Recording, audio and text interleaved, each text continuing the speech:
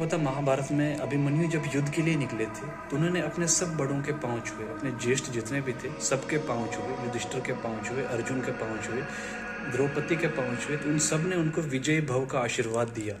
परंतु जब उन्होंने श्री कृष्ण अपने मामा जी के पांव छुए तो उन्होंने उनको यशस्वी भव का आशीर्वाद दिया।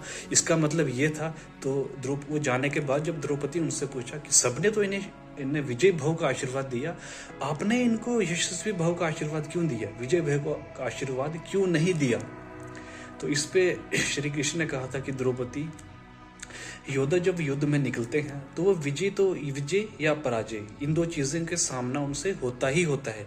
लेकिन याद रखना, ये युद्ध पूरे इस ब्रह्मांड का एक ऐसा युद्ध होगा। और अभिमन्यु आज ऐसा भयानक युद्ध लड़ेगा, ऐसा भयानक युद्ध लड़ेगा कि आने वाले कई युगों तक इस युद्ध को हमेशा एक बहादुरी के साथ याद किया जाएगा। वैसा ही युद्ध ये अभिमन्यु आज लड़ेगा।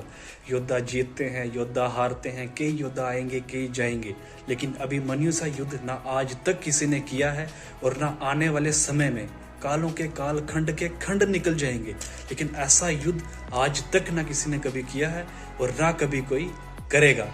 ये सुन के द्रौपदी की आंखों से आंसू आ गए। आज के दौर में एक माँ अपने बेटे को पढ़ने के लिए एक शहर से दूसरे शहर में भेजती है तो उसका दिल ना कहीं कहीं बहुत रोता है, अंदर से बहुत कमज़ोर होता है।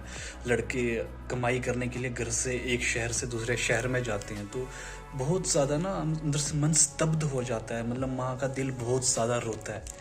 आप उस युद्ध की उसमें एक उस मंजर की याद करो यार, उस मंजर के इस बारे में सोचो कि जब एक माँ अपने बेटे को तैयार करके उसको तलवार उसके गले में डाल के, धनुष उसका सजा के, उसका एक योद्धा को सजा के अपने बेटे को लड़ने के लिए मैदान में भेजती थी। वो दौर कैसा होगा, वो भी तो माँ थी, वो मंजर कैसा होता होगा और वो एक पूरा सिनेरियो कैसा होता होगा। ये सोचने वाली बात है।